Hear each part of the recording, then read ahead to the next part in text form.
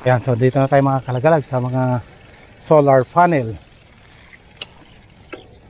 Ayan, so kita natin talagang dikit-dikit yung solar panel dito.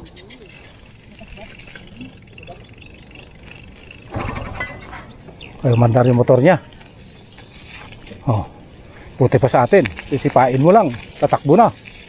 Ayun, sipa siya ng sipa, ayaw tumakbo. Sa atin, oh, isang sipa lang, malayo na tayo. Ayan, oh, kita natin mga solar panel mga kalagalago, tabi-tabi. Oh, napakalawak nito. Nadaanan na natin to nung nakaraan. Pabaliktad naman tayo. Nung nakaraan, pag ganyan tayo eh. Ngayon, pag ganyan na naman tayo.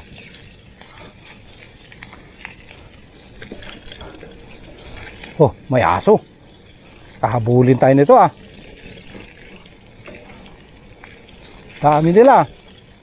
Apat na malalaking aso.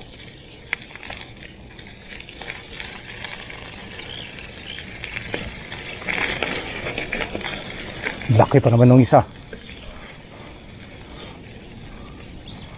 Ayan. So, grabing putik lang dito mga kalagalago.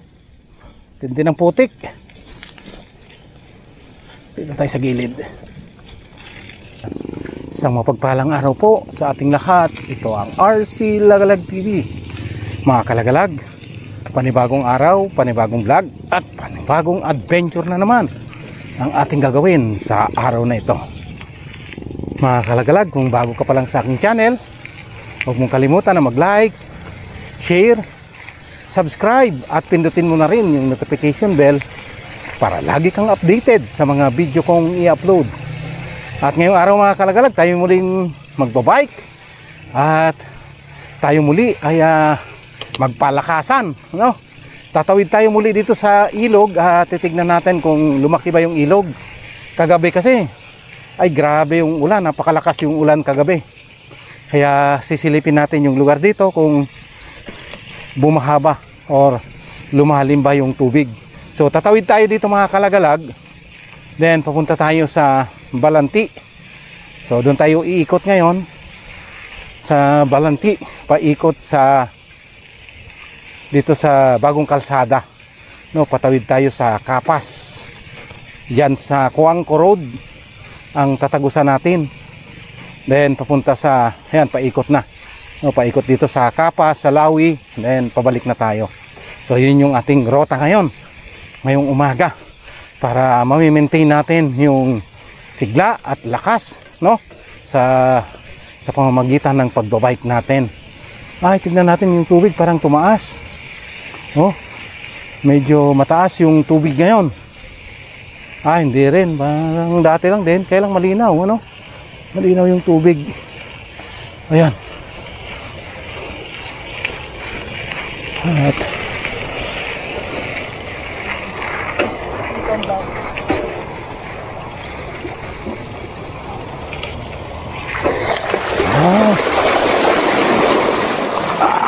At nabasa tayo.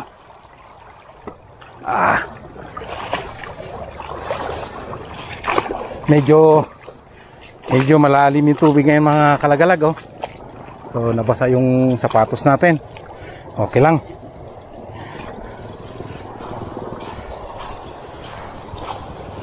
At medyo tumaas nga yung tubig.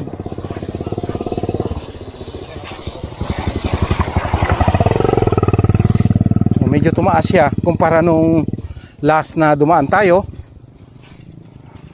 At baka mamaya pa yan, no? Baka magbabaan pa yung tubig.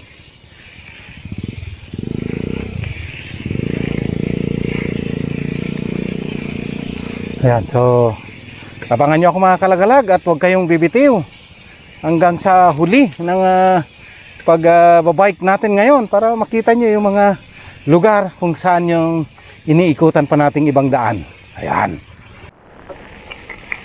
So ayan mga kalagalag, andito na tayo sa Barangay Balanti, Tarlac City. At tutumbukin natin tong magandang kalsada dito. At akit lang tayo. Ayan.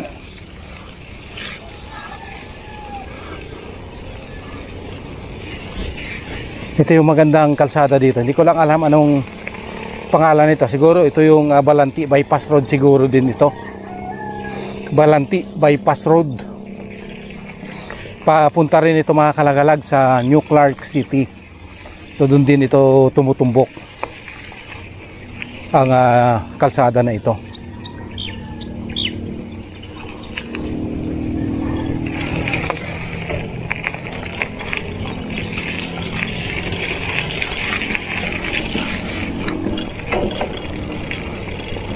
Malungkot yung ang aso ah.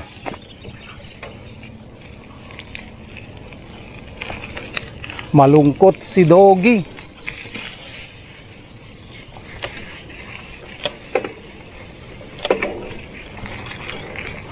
Yan. So ito na ang isa sa magandang kalsada dito mga kalagalag.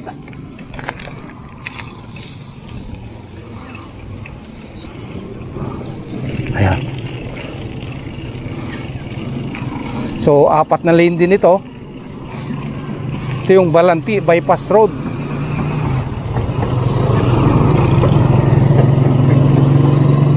Patagos ito ng Kapas na mga kalagalag. Sa bayan ng Kapas. At kung itutuloy-tuloy ang kalsada na ito, ang pinakamatutumbok dito yung Kapas Kamiling Road. Ang matutumbok dito. Kapas Kamiling Road. So yun yung hangganan nito, itong kalsada na ito. Ayan. So nalampasan natin yung mataas doon mga kalagalag. Ay, mahirap. Mahaba-haba rin pala yung paahon doon. First time ko nakadaan doon na paahon. Dumadaan kami doon pababa. Nakakahingal din.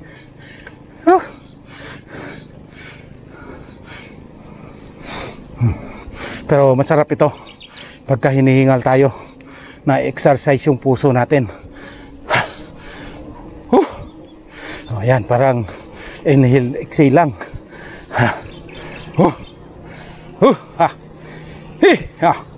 Ayan. Tanggal na yung hingal.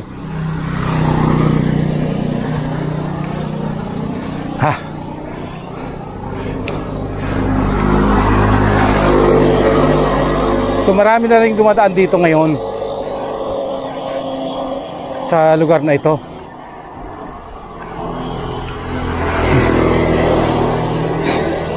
Kalagalag, nandito na tayo sa lugar dito kung saan dalawa pa lang yung, or single lane pa lang dito sa lugar na ito. So hindi pa tapos yung gawin dito. May kulang pang lane, isang lane, tapos yung bike lane. So wala pa. So kasalukuyan pa lang ito, nagko-construction. Kasalukuyan pa lang nilang ginagawa ang lugar na ito. Yan. So maganda yung ginagawa nilang imbornal ngayon, yung pinaka-culvert nila ngayon. Rubberized na, yan So wala nang, hindi na masisira yan. Hindi na malulusaw. Yung semento kasi pagkakatagalan ay nababakbak din. So kasalukuyan pa lang yung construction dito. Ayun yung mga heavy equipment nila.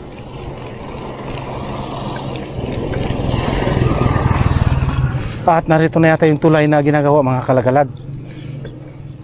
Napakalapad ang tulay na ginagawa rito. So ito yung tulay dito mga kalagalag na ginagawa. Tingnan, silipin lang natin. Ayan So sulit to. Ayan. Ayan So ito yung tulay dito mga kalagalag.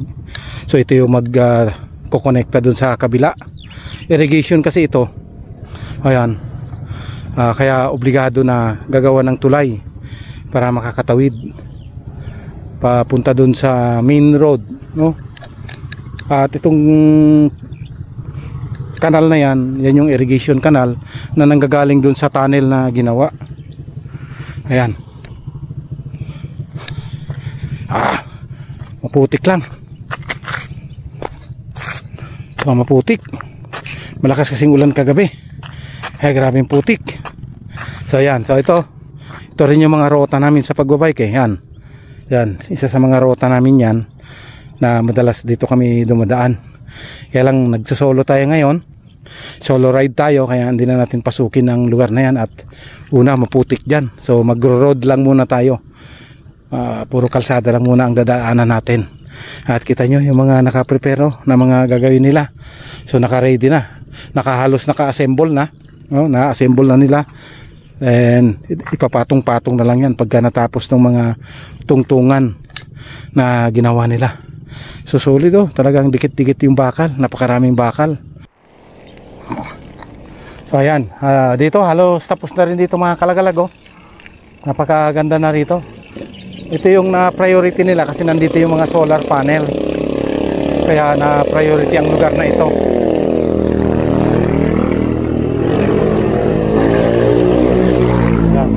So liliko na tayo dito mga kalagalag. Papunta tayo sa Armenia. Yan. So papuntang Kapas na yan dyan. Patawid na ng Kapas. Doon sa Cuangco Road. So ang lulusutan dyan, pwede doon sa Navy Village. Doon lulusot yan pagka nagtuloy-tuloy. Or papunta rin ng Camiling. San Jose, Camiling. So yan na yan, Pangasinan. Yun na yung kalsada dyan. Na diretso, pagka ididiretso yon. So ito, yung daan natin na ito, papunta tayo sa Barangay Armenia. Yan, so dito na tayo mga kalagalag sa mga solar panel. Yan, so kita natin talagang dikit-dikit yung solar panel dito.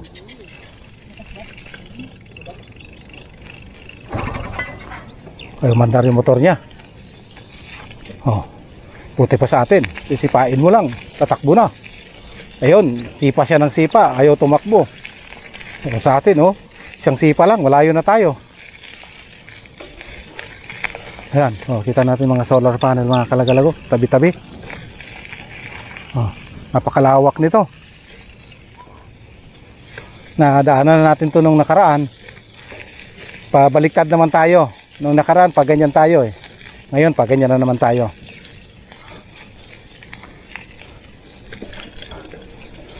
Oh, may aso. Kahabulin tayo nito ah. Dami nila. Apat na malalaking aso.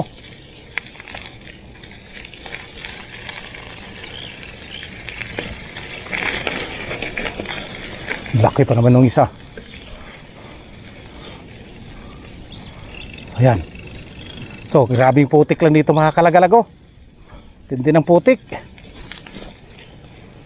Dito tayo sa gilid. Pagka naulanan kasi tapos may dumaan kaagad, yun yung nagpuputik kaagad.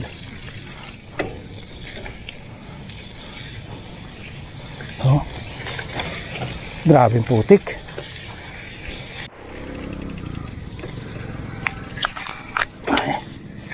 Grabe yung putik. Ayan o. Sos. Yan. Sos. Liko na tayo dito mga kalagalag. Papunta tayo sa Armenia Bridge. Hanging Bridge. Ayan. So dito tayo liliko. Yan. Papunta rin yan dun sa barangay proper ng Armenia. Dito. Pag didiretsuin natin. Pero kumanan tayo.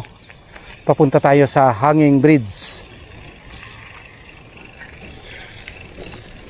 Yan.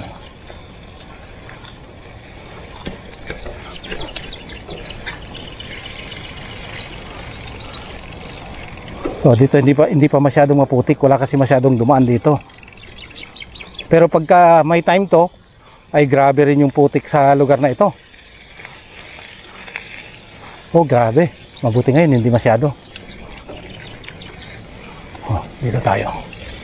Hop, mahulog ka. Hindi. Dito tayo. Very good. Talagang. Hop, saan tayo? Dito tayo at maiksi lang putik. Pero malalim. Hindi. Yan. Kabiro nyo mga kalagalag, ito yung rota namin pagka pagka tag-ulan, dito kami halos dumadaan. Pagka tag-ulan, masarap dumaan dito pagka grabing putik. Nakaka-enjoy. Yung gulong namin halos hindi na iikot yan. Madikit kasi ang putik dito. Dito na tayo makakalagalag sa Armenia Bridge or Armenia Hanging Bridge. So nandyan sa gawin dyan. At ito na yung lugar dito. Ayan, natatanaw na natin yung hanging bridge. Ayan, so yan, pupunta sa hanging bridge yan. So dito tayo sa kabila na daan. Doon tayo sa baba ng hanging bridge na daan, mga kalagalag eh. At nandito yung daan. Ay.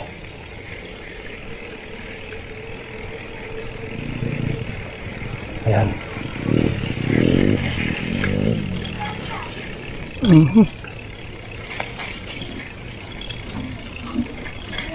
Ayan. So ayan ba, ay makakalagalag yung hanging bridge. So ayan, dumadaan yung mga tao patawid dyan dun sa kabila. At dito tayo sa gilid na daan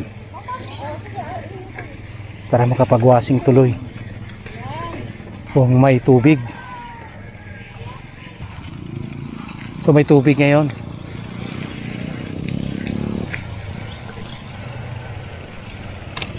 Ayan.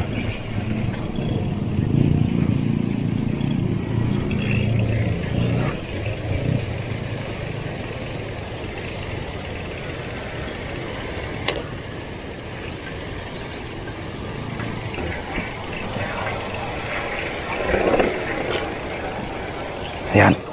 So mag-river crossing muli tayo, mga kalagalag. Ayan, so may tubig dito ngayon. Oh, panalim. Ayan. So yung mga tao tumatawid sa hanging bridge. Pagka ayaw mo basa yung paa, tawid ka doon sa hanging bridge. Pero kung gusto mo mabasa, so dito mag-river crossing tayo. Ayan. Maganda yung tubig ngayon, kahit umulan kagabi, malinaw siya. Oh, tama-tama ito, pang-washing natin at puro putik yung dinaanan natin eh. Oh. Uy, malalim dito, malalim. Malalim. Ayan. So, ayan.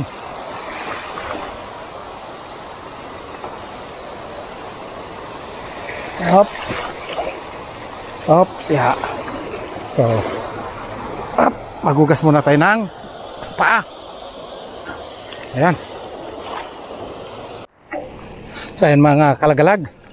Papunta na tayo sa muli sa Armenia. Galing na tayo sa Armenia.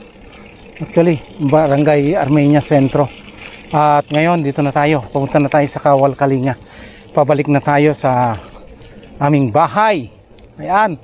So successful. So nakadaan tayo sa ilog muli na may tubig, ano? So napakasarap mag-river crossing ngayon dahil may tubig.